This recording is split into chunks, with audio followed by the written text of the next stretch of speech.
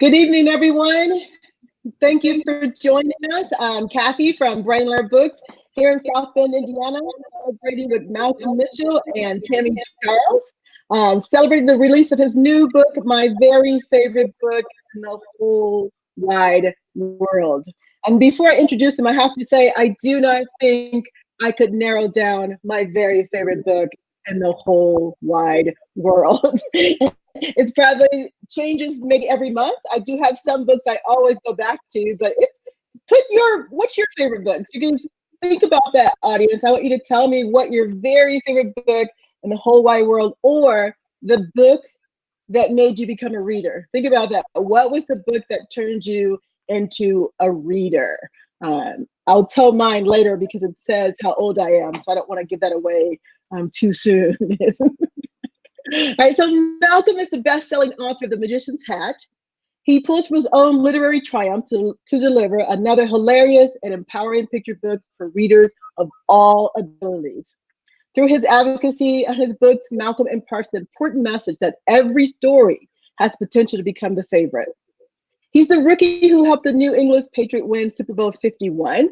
And my favorite part, he is the founder of an initiative called Read with Malcolm. It introduces book ownership to students, and we know access to books is the one way you can improve literacy. It's proven if they have the books, they will read better. So I'm excited about that because we have a foundation that does the same thing.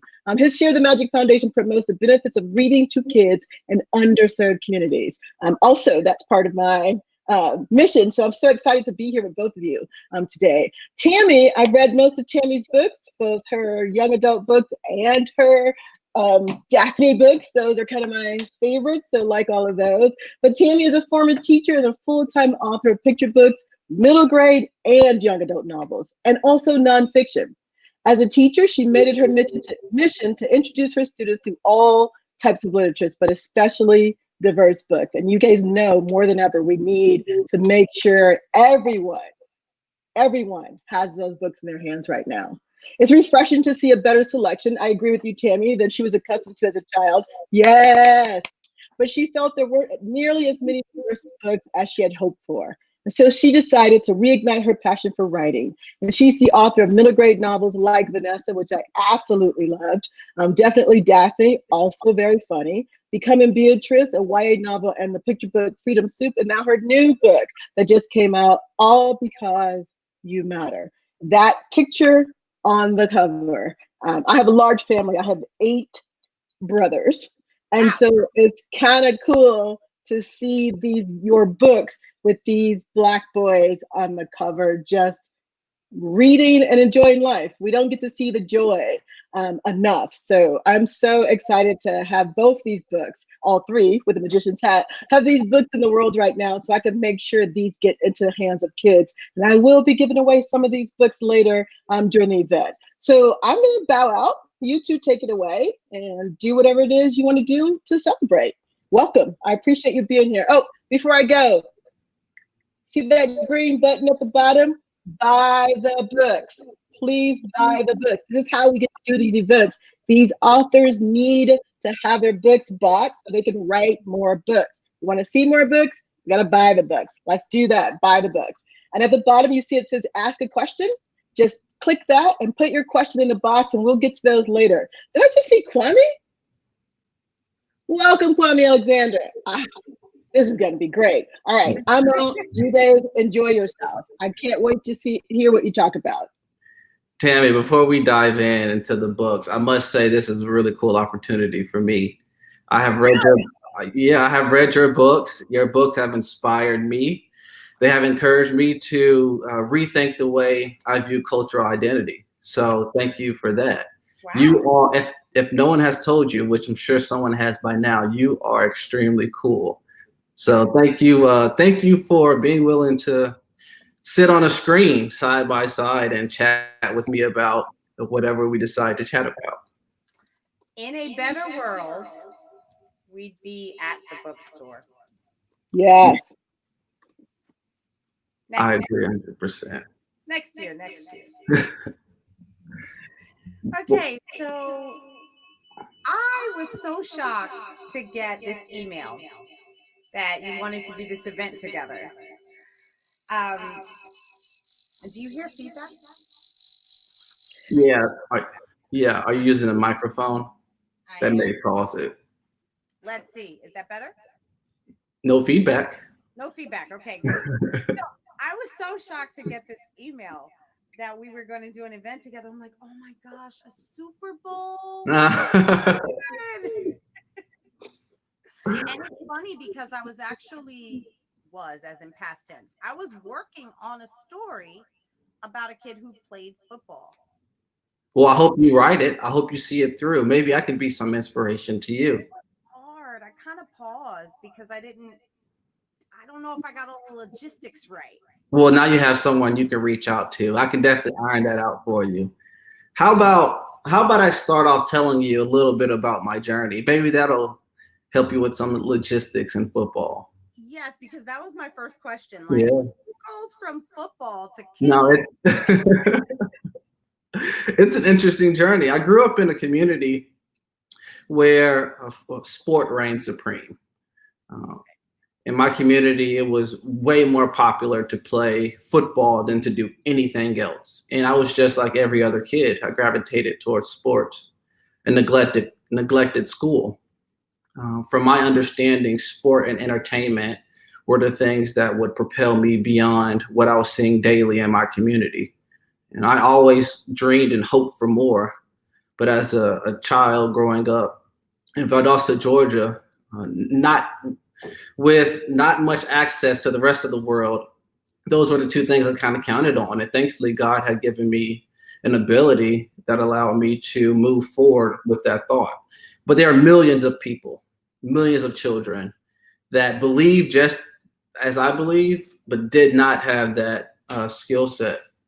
So once I got to the University of Georgia, I kind of looked around me and realized that while I was having this athletic success academically, I was far behind everyone else. Intellectually, I just was not on the same page, and that bothered me.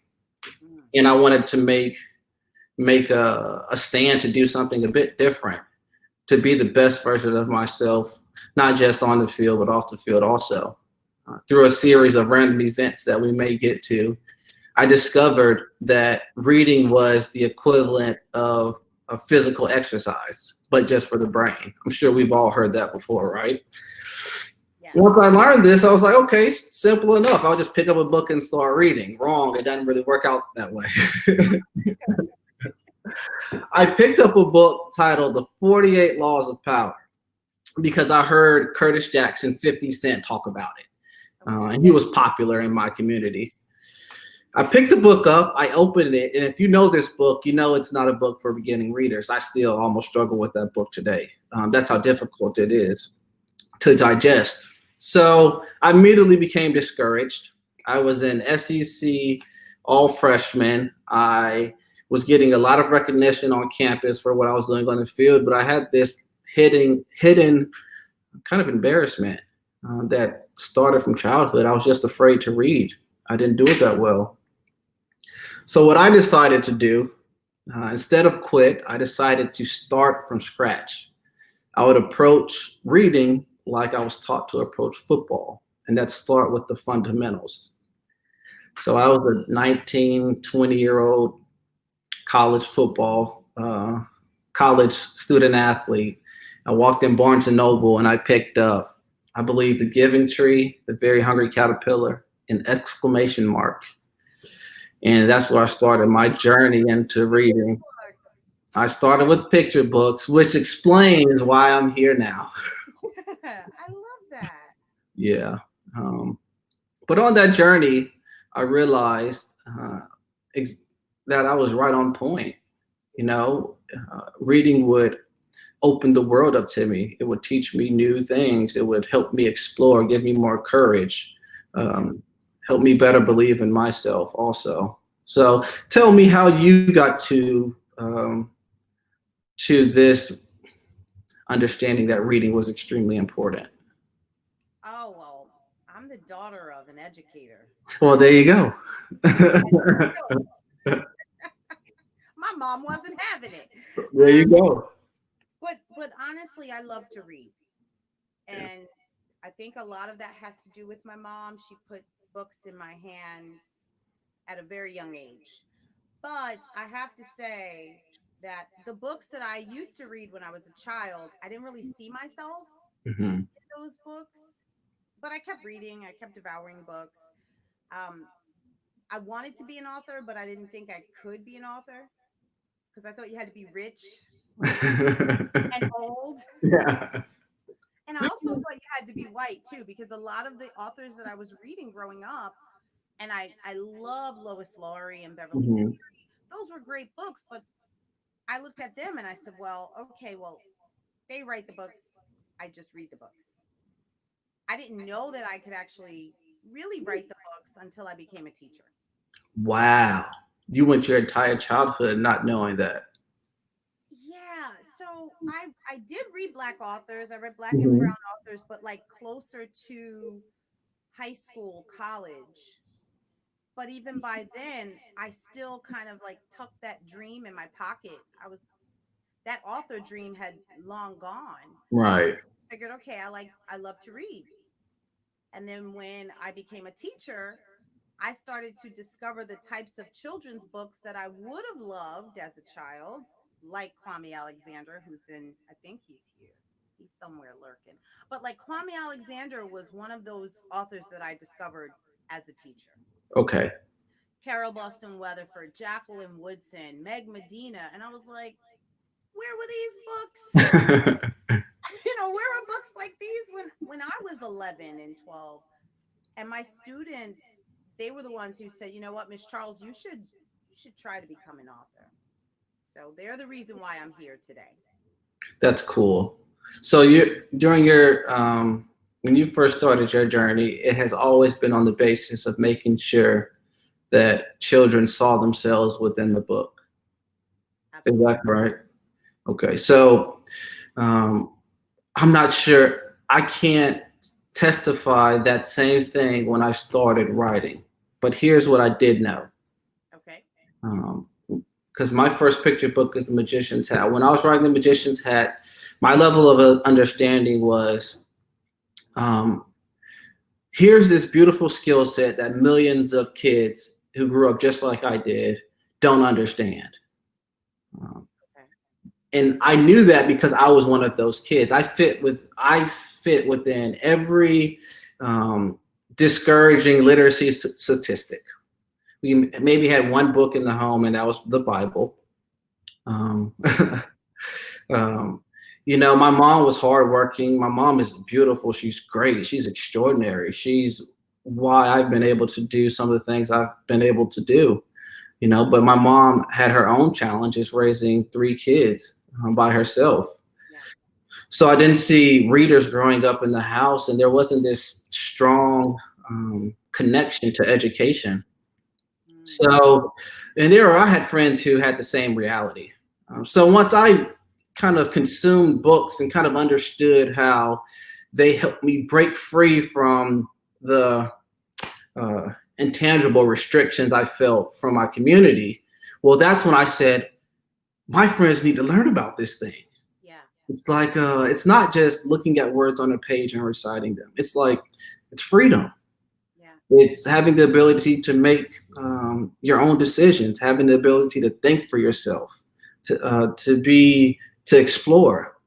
And I just don't remember that having that connectivity with reading as a child. But once I found it, that's what encouraged me to start writing to children, because I realized it was important for every child in the world to understand the opportunities that existed if they were literate. And that's how The Magician's Hat came about. That was in 2015. Now we get to 2021. I've retired from sport. I've been out in communities with my nonprofit organization. I've experienced life where you don't have a million people cheering for you every week. I have a son. So now cultural identity, cultural relevance, empowering children that look like me to believe they can be whatever they choose to be, whatever they can discover, became more of an importance. And I take more pride in making sure that wherever I go, I represent more than the random accomplishments that people can read about me on a sheet of paper. But I want to make sure that I infuse hope in children that, similar to your book, that you matter and you can be whatever you choose to be. I love that story. And I Yeah. have to tell you, when I listen to your story, I realize you're the student that I taught. Yeah. That's what you represent. You represent the kid who may not have been the best reader, but or the kid who may have thought they didn't like to read. I believe that every child is a reader. You Yeah. just have to find the right book, which is so, I mean, you really hit the nail on the head with this. It's really about just finding the right book. Right. There's a book out there for any reader, whatever level, whatever background you come from. And I really didn't expect, when I read this book, I thought it was something totally different. I saw the cover, I saw the title, and I said, "Oh, this is going to be a cute book." Yeah. It was so much deeper than that. Yeah. Like I didn't expect to be so touched. It made me think of Dr. Rudine Sims Bishop, the whole concept of mirrors and windows and sliding glass doors. It Yeah. really impacted me deeply. Yeah. Let me read. I want to read. I want to read a page to you, if that's okay. Hear it. Okay. Show off. Um, okay. It says, in some books, the words are too big, the sentences too long, and there are way too many pages. I think that sentence by itself represents my entire childhood and my experience with reading. I think when I talk about reading, I first come at it from this difficulty or this level of understanding that reading is difficult, because it was such a job for me to figure out how to read. And then I start understanding everyone reads differently. And then I realized reading is not a natural thing. No one is just born to read. It's a learned skill. So if you don't go through the process of learning to read, well, then you don't know how to read efficiently. Yeah. And that's where I kind of start, because that's my connectivity to the students that were in your classroom. Is I get it. I was there. Student. Yeah. You just don't know it yet. I probably could have taught you. I have students, I have students now who are married with 3 children. So maybe. Have you ever been to Linden, New Jersey?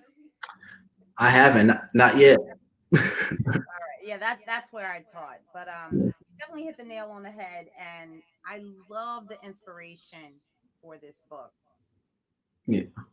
Well, I want to know more about. I know this is supposed to be talking about my very favorite book in the whole wide world, but since I have the opportunity, I'm going to ask you more about your book, because I have to say, um, I went and purchased a copy when it released, and then my publisher sent me a copy, and then friends who knew I was, because I still really dive in and explore all different forms of literacy. Nice. Sent me 2 or 3 copies. So now I have about 4 or 5 copies of your book, and I refuse to let any of them go. It was inspiring. It was encouraging. I think the story will be a part of me once I start my next journey into writing a piece of literature for kids. So I know in the back you talked about what motivated you to write the story, but what has been the response? I'm just curious. The response has been largely positive, Yeah. which is nice. Yes. I mean, occasionally you get your hater, but you can't focus on that. Right. I love it when there are parents or teachers who message me and they just get it. I love it when people can see the universality of this book and the message, how, yes, this is a love letter and an ode to Black and brown children, but somewhere in there, you can see yourself, no matter what your background is. And you Right. can see the worth, you know, how does it feel to tell someone that they matter, especially when they come from a group of people who may have historically felt otherwise.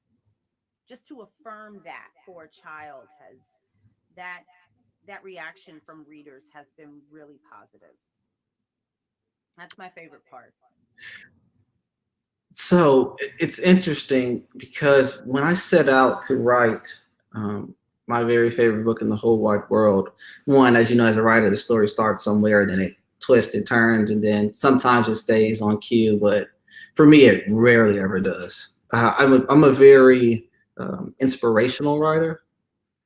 So I take what happens in the moment, in different moments, and curate it into a story. But I think when I set out to write the book, I'm not sure I completely had that in mind. Um, I, One, I'll tell you what, athletics kind of shelters you from a lot because well, you got to think about it. I've been having everyone of all races and genders and all the above cheering for me since I was, I don't know, like maybe 12 years old. Was that the So Pee Wee leagues? Is that what that's called? Pee Wee football? that's where I started. Yes. Yeah. Right. So you go through that process and you don't really fully experience some of the realities that you just talked about um, as an athlete. And that's why I think sometimes athletes get in trouble when they start engaging in harsher conversations. And I always tell people, I know I step back from that because our reality is skewed because we play a sport that many people like. Yeah. Um, You're in the but right. yes, but back to even now we can dive back into reading. It's once I start reading more literature and consuming more information about my culture that I begin to find this extreme pride in making sure I did my best to represent it in the work that I would put out. And I think when I wrote my very favorite book in the whole wide world, the process didn't initiate with the same empowerment that you were seeking. But I think over time, you just grow into that from paying attention and watching and wanting more, like you say, not just for an isolated group of individuals, but I believe all children, every single child should be granted the opportunity to know about the things out there so they can strive to be something that they want to be and not be restricted by what the community employs on them. You know, that's a big deal to me because I can't remember ever wanting to be. I never wanted to be an author because I didn't know you could be. You sound like me. Right? I thought you had to be rich. I'm like, well, you know, that's not going to happen. Yeah. I thought you had to be smart. And then I realized, yeah, you just have to have an idea that you think will help others. And that's what it's all about. I'm reading The Promised Land. Um, Nice. and it's, let me see, I may have it here. Excuse me for just throwing a camera around. Um, I'm reading The Promised Land, and it's an interesting book because he takes a very holistic approach to doing things for the betterment of all versus the betterment of a certain group. And we're here talking about children's literacy, so I don't want to get off that topic. My point is that I think in your book, what you're representing is a concept that will make everyone feel better. And that's really cool. Thank you. Yeah. That's really what I strive to do. Yeah. In all my work, I want to show, you know, I write diverse books for all readers. I want to show the fullness of who we are and what we can be. We Yeah. have so many stories to tell. We're not a monolith, you know? So I Yeah. want to write the stories that are joyful And there are those stories that are, you know, a little bit of pain too, but the full spectrum of who we are and where we can go in life, like that's what I strive to do in my writing. Right. And you just mentioned pain. I want to bring to the viewers' attention that this book really doesn't start off that positive. I mean, Michael Robertson, the illustrator, did a great job of taking this kind of harsh reality and making it consumable through his illustrations, right? But the truth is, this kid starts off with everyone thinking he hates to read. I remember the publisher and I going back and forth a little bit about using that word, hate. But I told, her name is Andrea Pinkney, she's a great author, great person. Yeah, she's extraordinary.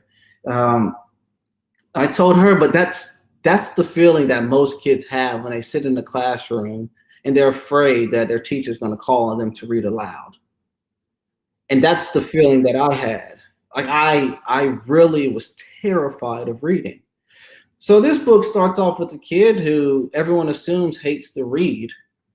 And he goes on this journey, and through two or three tries, he does not find the solution. He still does not find the book that shows him himself, a book that makes him feel like it's worth reading. And at the end, his mother comes to him and says, some of the best stories are found inside of ourselves. Yeah. And then he ends up actually writing the book that we're all reading. This is well, I don't know if it's genius, but this is my life. Now, obviously, it's infused with a ton of fiction, but I think on my journey, it was just really hard connecting the dots on why reading was important. Yeah. And it was really tough for a teacher to convince me because we were worried about other necessities outside of school that kind of distracted us from focusing on an A.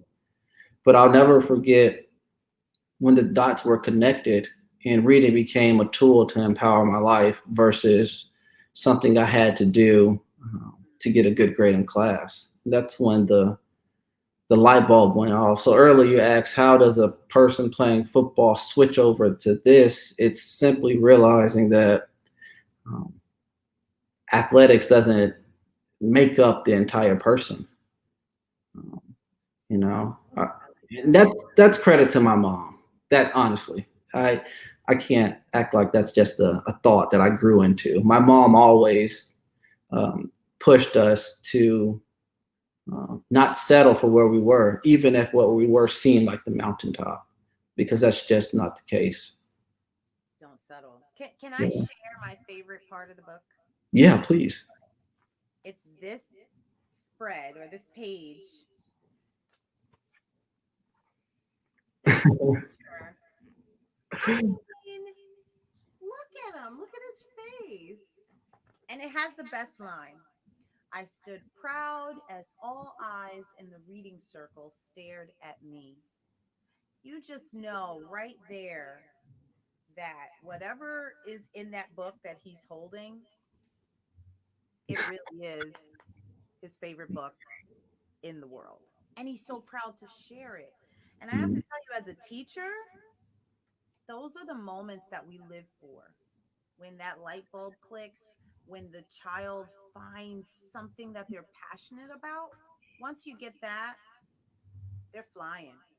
Yeah. Yeah. That's my favorite part of this book.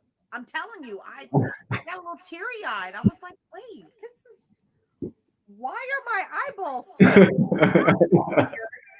I didn't expect that at all. Very well done. Well, thank you.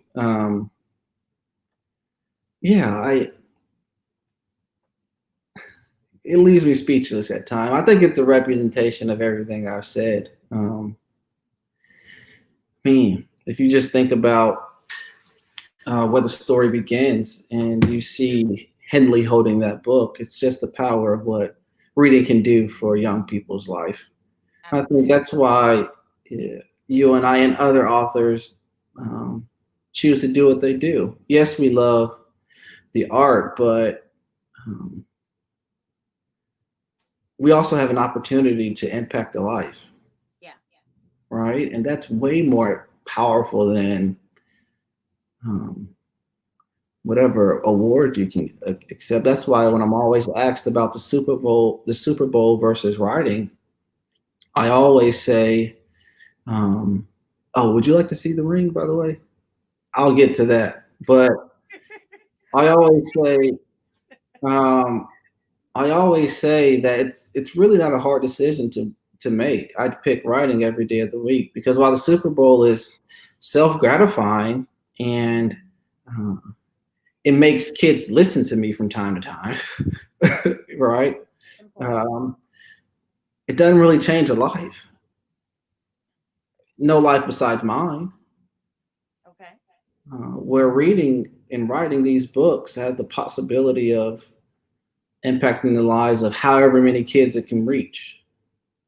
And to me, that's why we live. We live to we live to help others. Yeah. And along the way, if we can help ourselves, then great. But at the end of the day, that's how you keep the ball moving forward. All right, let me show you this. I like that. Uh, Because actually, I was going to ask what your legacy is, but I think you just yeah. summed it up nicely there. I was watching this movie, and now I'm just ranting. So if there are questions, please ask. But I was watching this movie, and it was titled Gandhi, and obviously it's the story of Gandhi and the experience and enlightenment that he shined upon others. And after watching the movie, it kind of cemented my thought of um, the most the most powerful thing we can do is sacrifice ourselves, not to the extreme, but sacrifice ourselves in a way that uplifts more people than ourselves, if that makes sense. That does make So sense. that's why your book. Um, I don't mean for this to sound harsh, but your book is so much more important than you because of what it can do versus what we can do by ourselves. If that makes sense. No, I get it. Yeah. It And will outlive me. This is yeah. my gift to my child, Yeah. to all children, and my future child, child's children, even though he tells me he's not going to have any kids. So sad. But yeah, no, I totally get it. I get what you mean. This book, All Because You Matter, it's that's my gift. Like if I never write another thing, Yeah. I'm good. Yeah. Well, you should definitely write more. But I got you. No, I got you. I'm with you. But don't. I'm gonna knock on wood somewhere. Don't say I that. mean, I have more stories to tell for sure, but like out of everything that I've written thus far, like this was this was it. My son is everything. You're a parent. I know Yeah. you know what that feels like. So to write something in his honor has been my greatest honor. It's the Yeah. greatest, achievement. I of course having him was the greatest achievement, but leaving him this and leaving this for other children and seeing how that has impacted and sparked conversation really. There's nothing better than that. Do you feel like an expectation has been set for you now as an author? Now, I don't know how you know more about the personal success of your book, but for me, this is a very strong place where I met you, and then I went back and read everything else. Um, so, do you feel like moving forward as an author, this is That's pressure. yeah? Do you feel that way or no? Yes, Yeah. but that won't stop me from from trying other things. I don't want to be like this type of author that just writes books like All Because You Matter. Because, like I said, we're not a monolith. We have several stories to tell. Yeah, for sure. So I'm going to write about, I'm going to write the books like this to remind our children all the ways that they matter, but I'm also going to write a little girl who doesn't like ballet and tries it for the first time and would rather play soccer. Was that like a little sneak peek there? No, actually, I have a book. I have a book publishing in the summer about a girl who tries ballet. Like, because why not? Is that the most prolific topic? Probably not. But we need those stories too, because we do ballet and we play football and we're scientists. And sometimes we may be the bully in the story. Like I've kind of tackled Yeah. lots of different aspects of our culture. Yeah. I'll tell you what I'm really interested in.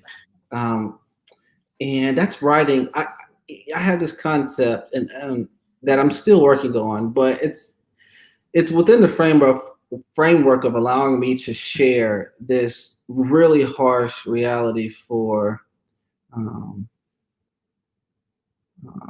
low income communities. Okay. Um, Is this a picture book? I don't think so. I don't think so. I think it's something more dense for sure. But I had this when I talked to Jasmine, which is my spouse, about my childhood versus hers. I quickly realized, like I was stripped away of this innocence that children should have, just because of what I was exposed to through the sheer nature of living where we lived. Okay. And it's like I didn't think altercations were a big deal, right? Because I saw them daily. You can walk down the street and you can see one. You can go into a corner store and there be an altercation. So at a young age, I got really desensitized to that. I remember feeling what hunger felt like. And I went on a trip. My mother wasn't around. I was with a stranger. We were just hungry for like 24 to 48 hours. I know what that felt like. And it's like I knew what it felt like to have to take baths with your sibling because you're trying to save on the water bill. Like, so, I really haven't read any of those kind of harsh realities, not the way I experienced them, at least in books. And I would like to see it because I think it's just another opportunity to connect with that child who is sitting in the classroom going through that exact same thing. And I know it's real because I was doing it. I haven't really formulated the idea, but it's time. Kind of interesting. Yeah, it'll be cool. I think it'll be interesting for people to, read, because I tell some friends who are like, "You did what?" Or like, we lock every door. We don't keep even the screen door unlocked. We don't do that. I lock every door. Yeah, we don't. That's just not a, yeah. Or you don't let your bike just be parked in the backyard or be missing the next day. All right. Away. Yeah. So anyway, here's the comparison people always try to get me to make. It's would I go this way or would I go this way? And I always say I'd have to go this way. Yeah, I was gonna say I like the book. Yeah, it's just The Ring is cool, but that book. Yeah. Yeah, and all right. Give it to other people. It's the gift that keeps on giving. Yeah, I gotta make sure I use that. That's a good one. I can give it to someone else. Yeah, that ring is just for you. Like I can't have that ring, but I can have this book, and so can millions of other children. Yeah. You made the proper choice. I do have a couple questions, and I see some coming in. Okay. So I wanted to know. Actually, I wrote a lot, but we covered a lot. I want to know what's next for you as an author. Like, do you have another picture book in the works? I am scheduled to write another picture book. Can you tell us about it? Or is it secret? Well, publishing. Yeah, I don't. Maybe I'll tell you a little bit because you're nice. You're nice. Uh, so I just had a son 6 months ago, Congrats. and I grew up in a single parent household where I did not have a father around. So the idea of being a father kind of took on this really abstract. I'm going to make this more complicated than it has to be, but it took on this kind of.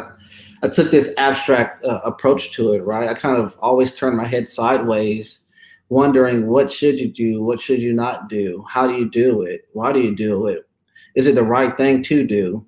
And then I reflected on my own childhood, and I realized those questions stemmed not from turmoil from not having a father, but just no experience at all, like zero. I'm not even sure what it looks like. I know what a good parent looks like because I have my mother, but I'm not sure I what a was good. gonna say that you have your mom. Right, I don't know what a good father looks like. It was your mom. Yeah, I mean, I remember us celebrating Mother's and Father's Day for her. So, yeah. That was an example. So, the next picture book, it's a letter.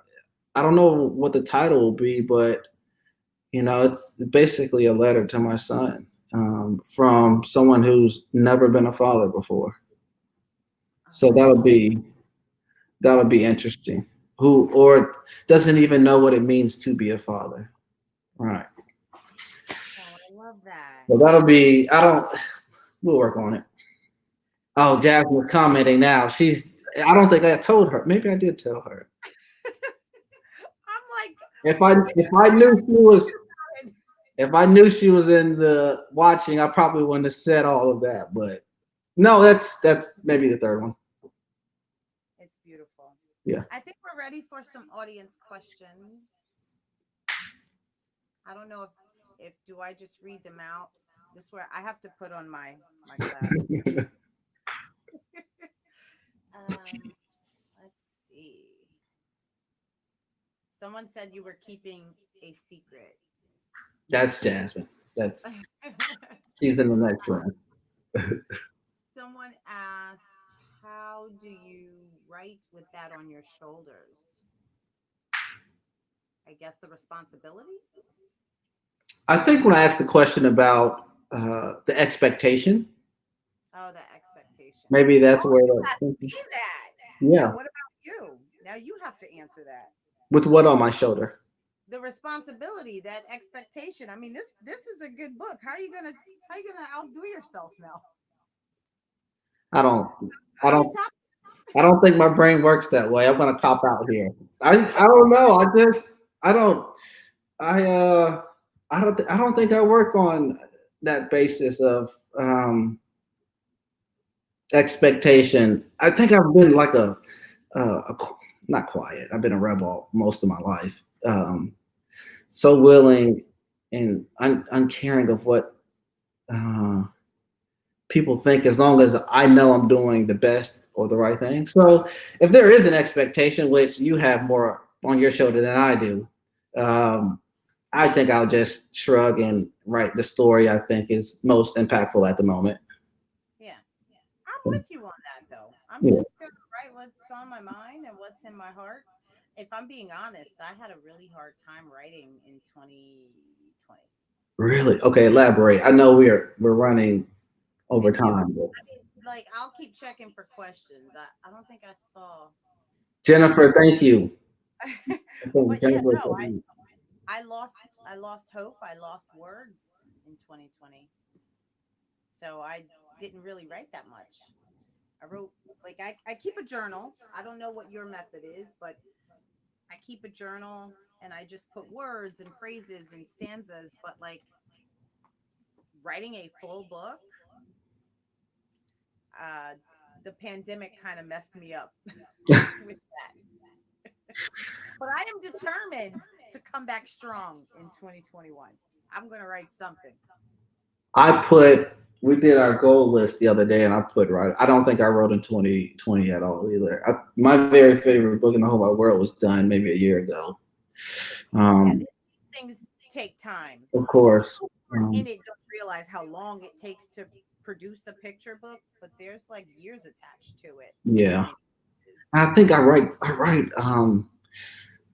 so much on, maybe I should break out of this. I don't know, but I write based on experience, and then I infuse a bunch of random things in my head into the work. And I haven't had any new experiences. Well, having a son. So that, well, you have that yeah, book idea that I love. yeah. So, all right. If there are questions in the chat, what's your favorite book? Oh, you're asking me? I'm asking you. You can't ask me that. Like, because I have too many. I'm gonna say who my favorite authors are. Okay. Because I will literally read just about anything by them. I love Carol Boston Weatherford, Meg Medina, Jason Reynolds, Jacqueline Woodson, Kwame Alexander. I love Guadalupe Garcia McCall. Yes. One of my favorite illustrators is Brian Collier. Okay. All Because You Matter. I just love his work, and my favorite book that he illustrated is Dave the Potter. So it's been a dream come true to actually work with him, because this book came to me, and this never happens. It came to me in a dream, and I saw the art in the dream, and I knew it was Brian's art. Did you? Okay, so you reached out to him. I didn't. The publisher did. Okay. You requested him through the, okay. And you know that is not how that works. Yeah, no, that ain't how it works at all. I asked and I got lucky, but that's really not how it works, you know. Okay. But I just got lucky. I guess he was available, he liked the manuscript, and it was a match. And well, he's very accomplished, so geez, I mean, yeah. Congratulations on getting him. Someone's asking you, did you get to choose your illustrator? Yes. Now, the way it kind of works is the editor will send me a 5 different illustrators. I'll look through and see which I think best fits the style of the book that I'm hoping will come out. And Michael Robertson had this very friendly and warming illustrations that I thought would be needed to match the intensity of some of the pages in the book. You know, so that's how that played out. And just because you select them doesn't mean they're free. I know. Right. So you can ask for an illustrator, and they may be booked, they may be busy for years. And a picture book that took almost 6 years. Yes. Wow. Yeah. And luckily, I'm going to jinx myself here, but it's okay. Luckily, I'm 2 for 2. So I've selected the illustrator, and they've been willing to do the work. But I have heard stories of where it does not always go that way. Oh, you definitely got lucky. Yeah. Fingers crossed for book 3. That's typically not it, but yeah, you got lucky. And okay. Did you guys like talk at any point, or did you just kind of wait until everything was done? Like, were you able to communicate? I always sneak out and find the illustrators on social media or something. So, you know, the publisher kind of handles that relationship. So okay, I was gonna ask, did you send a DM? I did. I found both the illustrator of The Magician's Hat and the illustrator of my very favorite book in the whole wide world, and I find them and I DM them and tell them thank you, tell them I love their work. I really, outside of maybe emailing, there's no other way to communicate. So, and you know, they're all, I mean, and the illustrator for The Magician's Hat lives in Amsterdam. So, you know, sometimes it's hard to communicate. Anyway, I want to ask one more question because I know we're way over, but In the chat, there's a question, and I want you to answer this. Don't throw it off on me. It's who inspires you to keep writing? Who inspires me to keep writing? Yes. Uh, Who or what? Maybe both. two people. Okay. My son. You know, he's this Fortnite playing, Yeah. Dorito Yeah. eating monster who gets on my nerves sometimes, but I love him so much. I write for him because I really want him to see himself. I never want my son to grow up feeling like, oh, I didn't see myself in books growing up. I'm very fortunate that he lives in a time now where the canon of diverse literature is greater than what I had while growing up. So I write for him and children like him. So he is my greatest inspiration. And my other inspiration is my husband. He he has supported me through every step of the journey. That's I awesome. was teaching and writing at the same time, and that balance became very difficult at some point. And he was the one that was like pushing me. He goes, I know you love teaching, but this is your dream. Why not give it a chance now? Like just go all in, and I got you. That's And cool. yeah, That's so awesome. that's been really nice. Thank you for sharing that. Yeah. That's touching. Yeah, those are my guys. So they're the ones who keep me going. Like even on the days I'm not feeling it. Like I had a hard writing day today, and my husband showed up with a some kind of like protein shake, banana berry concoction, and then he makes up this, this will give you brain power to work on your story. He just makes up anything. I know he lied, but I sure did guzzle it. And I felt better too. Good. Yeah. Good. That's awesome. Thank you. All right. What other? Would you like to answer some more questions? I'll keep asking you. I think we might have gone through all the questions. Let's see. Oh, good. And we're making good time because we're nearing the end. So is there something that I haven't asked you Um. that you wanted asked? And I did see a comment that says I just put two in. Oh, in the chat box, maybe. Oh, I see it now. Okay. So hold that thought. Here's a better question. Okay. How did heightened racial tensions affect your writing this year, like this past year? Oh, and how do you perform self-care? I like that question. Do you want both of those? So go for it. Yep. Okay. The racial tension forced me to uh, educate myself more. So I read a ton of literature, some in the form of letters, historic letters, some in the form of articles, um, Pulitzer Prize articles, some in the form of poetry books that are written by Black poets. Some of it was books, just books about culture and history, and I think it enhanced my writing. It gave me better understanding. The more you read, the better writer you'll become.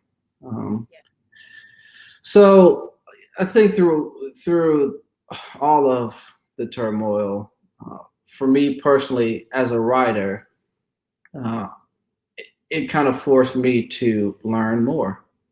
And I think with knowing more, I could be more deliberate in the words I choose to put on the page to share with others. I love that. Self-care, I wanted to learn to play a musical instrument, so I went out and got a guitar and started practicing and playing. It's cool. It's fun. I enjoy it. How about you? What do you do for self-care? So I can answer both of these questions Great. together because I feel like they're a reflection of each other. So the racial pandemic of 2020 completely impacted my writing. Yeah. I had a really hard time writing because I just felt like so much of my life was being consumed with what I was seeing in the headlines. And it's crazy how it tied in to my book, All Because You Matter. So again, there's that responsibility like weighing on your shoulders, right? It made it hard to write. I still did what I could. Um, but because of that, I feel like I found a light through the pain, and that light was reading.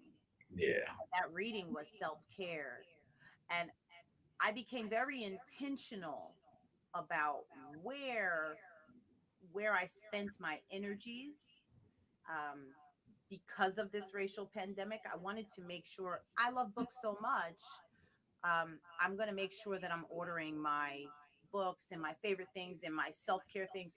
I'm going to find all the Black businesses. I'm going to find all the Black owned bookstores, and I'm going to uplift and support as much as I can, especially now, because it is self-care that I'm reading. Right. I agree. And we're in a racial pandemic for sure. This is what I can do to add my voice and to amplify and uplift, and the whole process of that was full circle, and it was very, very fulfilling. So and that ties into with us being here today with Yeah. Brainlair. It's a great bookstore, Black owned, and it's an independent store. It's very important that we support our indies, especially right now.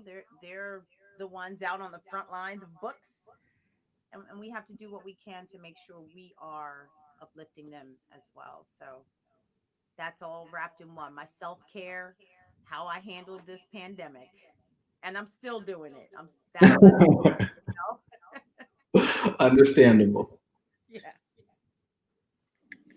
I don't I don't even know what to say. That was just so wonderful. I can't tell you. That was wonderful. That was just heartening.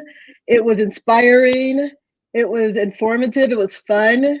I can't thank you both enough for doing this tonight. That was just a good way to kick off the year. It's my first event of the year. And I don't know. People, you need to buy these books. Please buy both books. Practice some self-care, just like Tami said. Please, and even if you don't get the books from me, I'm not even saying you have to buy them from me. You need to buy these books though, so that we can get more books like this and we can have more conversations like this. I seriously can't thank you both enough. That was just really, that was wonderful. Thank you. There are no other words I can say. Thank you. I enjoy this. Thank you for having us on. So when you write your next book, I expect to see both of you back. Tami, you and I need to talk about Muted because we got to get on that. I love that. So let's do this thing. Let's make this the year of the Black bookstores and the Black authors doing their work and getting their work in front of everybody. Let's get it out there. So I'm here to help you. Let me know how I can help you. You guys have a wonderful night. Thank you for sharing your time with us. Tell your families thank you. We appreciate them lending you to us for tonight. Have a great evening. You too. You too. Bye.